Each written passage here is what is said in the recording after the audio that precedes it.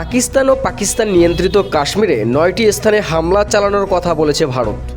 ভারতের ক্ষেপণাস্ত্র হামলায় পাকিস্তানের অন্তত 8 জন এবং ভারত নিয়ন্ত্রিত কাশ্মীরে পাকিস্তানের গুলিতে 3 জন নিহত হয়েছে। 6টি স্থানে হামলা হওয়ার কথা স্বীকার করেছে পাকিস্তানের সেনাবাহিনী। 22 এপ্রিল কাশ্মীরে পর্যটকদের উপর ভয়াবহ সন্ত্রাসী হামলার পর পারমাণবিক 2 অস্ত্রধারী প্রতিবেশী ভারত ও পাকিস্তান সম্পর্ক চরম অবনতি ঘটে। ভারত নিয়ন্ত্রিত কাশ্মীরে কয়েক দশক ধরে চলা বিদ্রোহের হাজার হাজার মানুষের প্রাণ গেছে।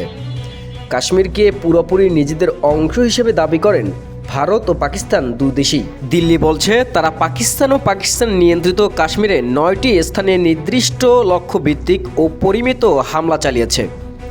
পাকিস্তান তাদের ভূমিতে 6টি স্থানে হামলা হওয়ার কথা স্বীকার করেছে। এই ঘটনাকে বর্ণনা করেছেন কাপুরুষিত হামলা হিসাবে।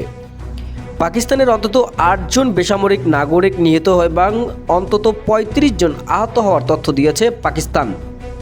তবে অন্যদিকে ভারত নিয়ন্ত্রিত কাশ্মীরে 3 জন নিহতের খবর এসেছে। পাকিস্তান বলছে উপযুক্ত সময় ও স্থান বেছে নিয়ে এই হামলার জবাব দেওয়া হবে। পাকিস্তান নিয়ন্ত্রিত কাশ্মীরে মুজফ্ফরবাদে বাসিন্দারা বলছে তারা গভীর রাতে বিস্ফোরণের শব্দ জেগে ওঠেন। ভারত নিয়ন্ত্রিত কাশ্মীরে নিয়ন্ত্রণ রেখা সংলগ্ন এলাকায় বিস্ফোরণের শব্দ শোনা গেছে।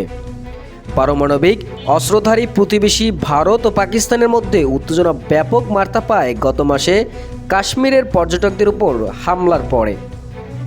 S M Prince, hot mission TV.